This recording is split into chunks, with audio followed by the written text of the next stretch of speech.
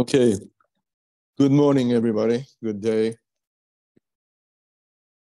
20 Iyar, Hayom Yom. Short, but punchy. Ready?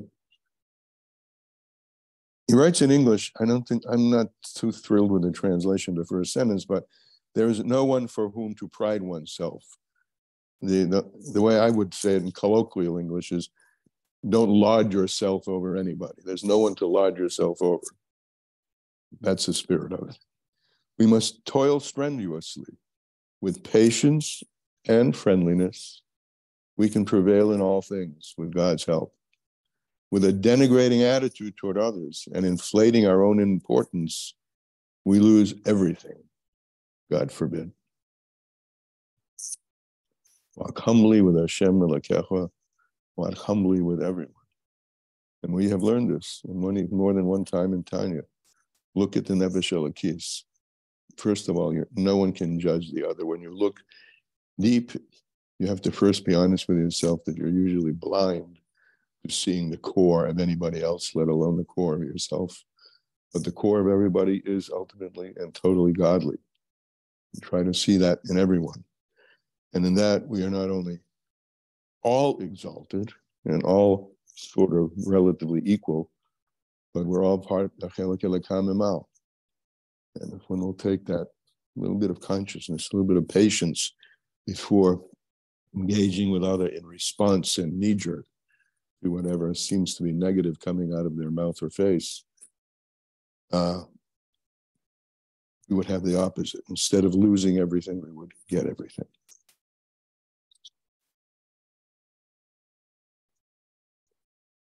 Yeah. All right. Lessons in Tanya. How to do it. So we're on page 736, 20th of the year.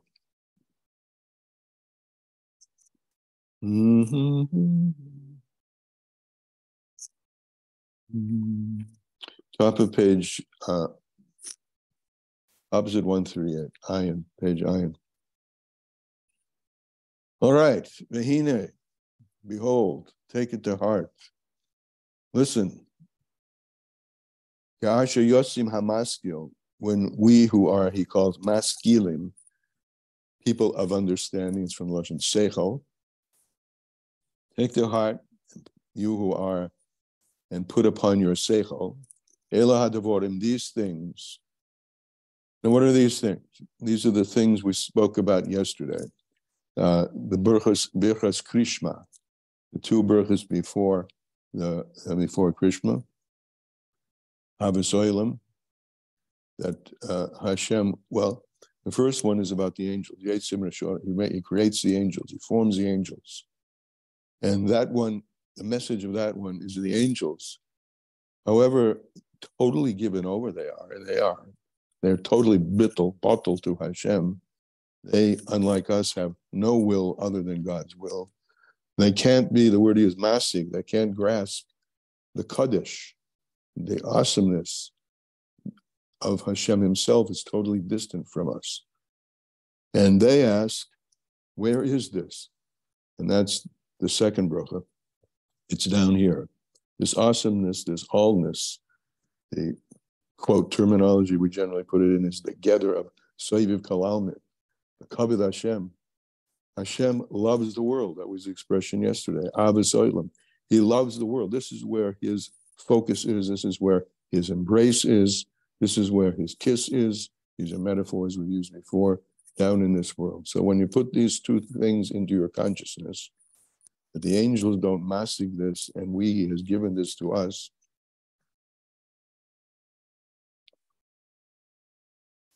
when we maskil Ela Hadavorim, these things, El Umka Deliba, and we bring them into the depths of our heart, and our brain.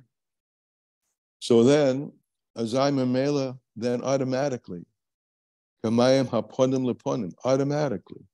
Now this is from way back, chapter 46. He introduced this mashal to us from Mishlei. The face that you put to the water is the face that you get back. in that mashal, God puts his face to the water, and we reflect back. Because after all, we're built in his image. We reflect him. I've said this before. His 10 spheres reflect our 10 powers. And when he puts his face down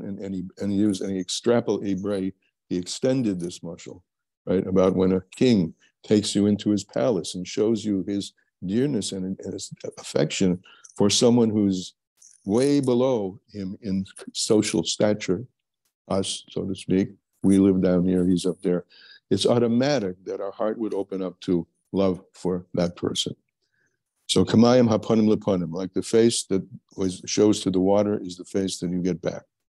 If that were the case, if we would take that image to heart, right, bring it into our brain and bring it into the depths of our heart, this lahit nafshe, our souls would be on fire, burning.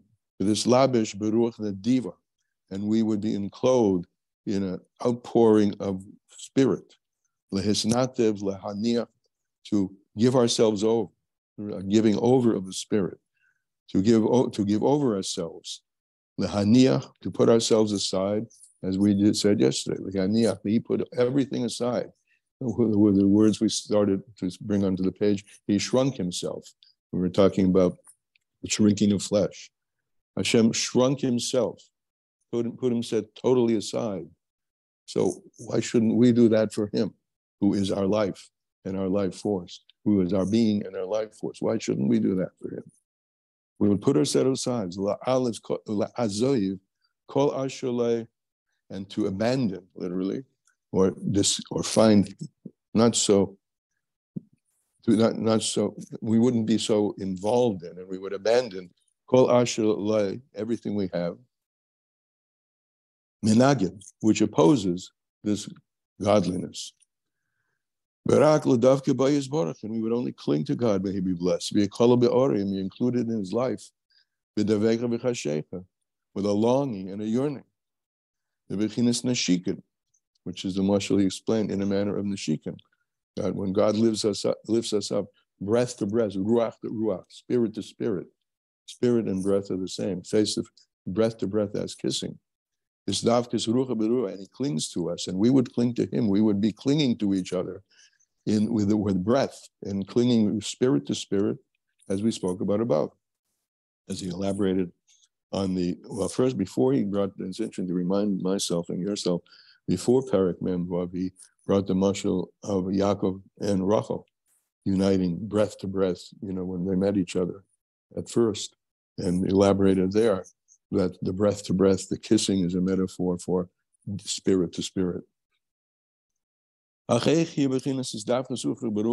we do this? All right, let's get down to earth, practical. How do we do this? How do we cling to Hashem? It's very nice, fuzzy in our minds and very beautiful to think about. How do we do this? So it says in the first paragraph of Krishma, right? You should love. And how do you love? By speaking in his words. And these words should be upon your heart. Speak to them, with them. It is written, the Eitz Chaim writes, the Kabbalah, the unity of kissing, starts with, I'm putting in the word starts with, because you see it progresses, starts with the unity of Chabad, Yor Chochmah Bina Das, V'hu in HaTorah, and that's concentration in Torah. V'hapeh hu moitzei haruah, and the breath brings out, and the mouth brings out the breath. So the Ian HaTorah in your brain comes out. This is no news to anybody. What you're thinking comes out of your mouth, if it's appropriate, hopefully. It comes out of your mouth. The Ian HaTorah comes out in the mouth. That's the moitzei, the roah. That's where the breath comes from. The spirit comes from. It's physicalized in the breath, in the mouth. And then that's where the revelation in your brain becomes into a revelation to the outside. speaking words of Torah. So this clinging, ruach is ultimately starts with Chabad, in HaTorah, concentration in Torah, and bringing it out with the mouth. That's what he says, with the category of speech, of the speech of Torah. And because it's a pasuk in Devarim, that Hashem, how does he create everything? And how does he create man? With speech. On everything which comes out of Hashem's mouth. This is right, the pasuk. Not only does man live on bread alone, but rather on everything which comes out of Hashem's mouth. And that's why we brought this forth. One doesn't fulfill the mitzvah of Talmud Torah, of learning Torah, except through bringing it out through speech. You can't fulfill the mitzvah just by thinking about it. The Iyar levada. Well, Iyar is concentration, but it has to begin with Iyar. It has to begin not only with Iyar. Iyar is we talk about the Beinoni back at the beginning, that the all love that doesn't arise to him, even even a passing thought of doing anything negative. That's the feeling of Iyar. But Iyun is deep concentration. So, but in both, you're not yotzi by just a passing thought, and neither just by concentrated thought alone. You have to bring it, you have to bring it to your mouth. Now, what is this for? Just like a kiss is a physical representation, a physical phenomenon of intimate closeness. So this intimacy between God and God, that's what we're expressing here in the metaphor of speech, which is accomplished by Iyar Torah and speaking Torah. What's the purpose of to bring these two domains together, to make an intimate domain between above and below, and now back inside. It's for the whole purpose of drawing the light of the infinite one down below, ad nefesh hachayunis, as we said, to the animal soul. The godly soul has this already. Bring this reality, God, down to the God of the animals, the enlivening soul, asher chenes bedam, which dwells in the physical, in the blood, in the pulsing blood of Adam. Ameshava, the daimon, Samech, who is being, who is Hadam Hameshava, which the blood is the enlivening force. The daimon Samech Chai, from the inanimate, the plant life, and the animal. Bring that Ruach Elokim down to this holy earth down here below. In order, bring it down in order to lift it up. Bring it down, to lift it up, l'kulan, the Hashem, to Hashem. Im kol ha'olam kula, when we bring up all the daimim, the earth, we use it out for holy purposes. The daimim, the plants, the grains, etc., we use them out for holy purposes. And all of our faculties, including our mind, and ultimately deeper than our mind, we're raising all of the power of us as human animals, as human beings that are brought into the humanness and the physicality of ourselves through the animal soul. We're raising the entirety of the animal, and we've spoken before, this is the whole avoida of Sfiros HaOmer, to raise up the barley, which is the animal food. You call them back inside, to include them in God's unity, and in His light. That light from above should shine down here below to the people who dwell down here below, in a revealed way. And as Yeshayahu, the prophet, says, to the extent that Nigla Kavoid Hashem, the glory of Hashem, should be revealed, and every piece of flesh should see His unity. This is the whole purpose of the entirety of the descent of all the worlds. That the kavod, the Or HaSoivev, should be mamshich into the Or Mamale. That's the language we've used earlier. That the glory of Hashem should fill the earth, Halazu, this earth, Tafka, to be bechinas gili in a revealed way, through His hapchach hashekel in the hayra, through transforming this superficial I'm putting the word superficial, darkness into light. Umerira lamitka, and as the Zohar says, is all from the Zohar. To transform darkness into light, umerira lamitka, and bitterness into sweetness. As we said above, berichas, as we said. V'zehu tachlis kavanas ha'odam. Here we go. This is the whole purpose of our being created in the first place. That through our avodah, we will mamshik, lahamshik, or ein saborchu lamata, to draw down the infinite of the Holy One, blessed be He, below. But we first have to do, it takes effort, as Rivka usually reminds us, and others. This is avodah. This is not something, well, this takes avodah. Lahamshik or ein sof Tanya below tzorah techila. We have to arouse ourselves. Limser like nafshe, to give over ourselves. Umaoide, he touched this yesterday, right? Nefesh umaoid. This is harking back. B'chol levavach nafshech b'chol yadecha. All of your life, nefesh, b'chol nafshech, and all of the things that are close to you that give you your chayas, which is your children, your wife and children, and ma'oid, and all of your physical things that you do in this world, and the money that you earn, to bring them up and raise all those three domains into service of Hashem. As we have spoken about above.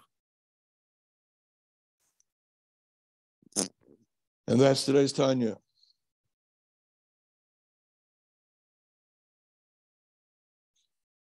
Comments, questions?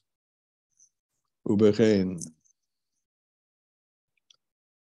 Nice crowd here today. Someone's mouth. I hear a microphone. That's me. A hum preceding a voice. Go for it. Okay, it's me. Okay. I just want to add something about Me'odecha, because I know it's often referred to as all the physical stuff you have and all the physical, but I've learned in Hasidus, it's also going way beyond yourself, going beyond what you think is possible, going on a different level entirely. That it's with your whole self, with your whole everything possible, and it's that at that place where you actually can change your mazel, because mazel is can be a responsive issue, but anyways, Me'odecha is a really special place to be. Very nice, and, very good, and very true. Thank you. Anybody else? Thank you. Anybody else got to say nothing? Anything? So what do we got in the spheres today? We have Malchus Shebahod, huh? Wow. Whole lot of words. I'm looking at my sheet here. I'll send out, I'm not in my office today, so I'll send out the group for next week, later today, sometime probably in the early evening.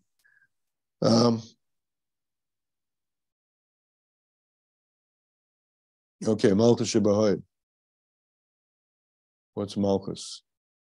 Majesty. Hoid, given over. Edah. Make it really majestic. Really make this like the top of your day, to give your all self over, as we just have said. Anybody else? If I may. Yeah. Thank you.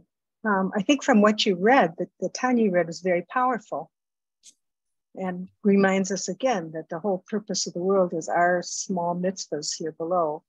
That's what Hashem had in mind when He went through this process of creating the worlds, and so that we are the kingdom of Hashem. We are what Hashem wanted. We are the Malkut, to act in that way of, when we talk about having the crowns, the 3 crowns that Hashem gives us on Shavuot, which we're counting up towards. But and to do it in a manner of Hod also is just this beauty, splendor of being connected to Hashem. So nice. you want to use that. from the Tanya. I think it's very clear. Okay. So let's do it. And we'll see you tomorrow. Thank you very much.